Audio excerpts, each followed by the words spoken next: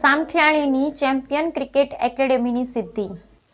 ભચાઉ તાલુકાના સામખિયાળી ગામમાં એક નાની એવી સિઝન ક્રિકેટ શીખવતી champion cricket academy coach Shri Rahim બાદશાહજીની આગેવાનીમાં સેવાભાવી ઈચ્છાશક્તિ બાળકોમાં કંઈક કરી બતાવવાની ભાવના જગાવવાની નેમ સાથે કાર્યરત છે।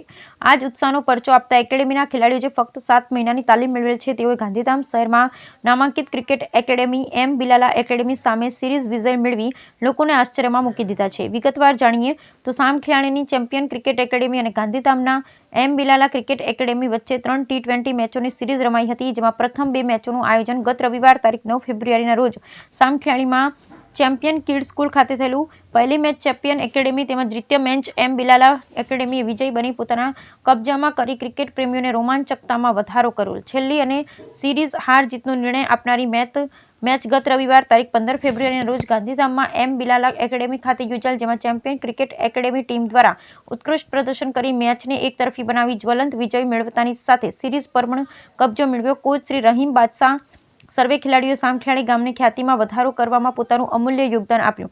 નોંધમાં લેવા જેવી બાબતો એવી છે કે બંને મેચો જે ચેમ્પિયન એકેડેમી જીતી એમાં ટીમે પ્રતિદ્વંદી ટીમને ઓલ આઉટ કરવામાં સફળતા મેળવી હતી।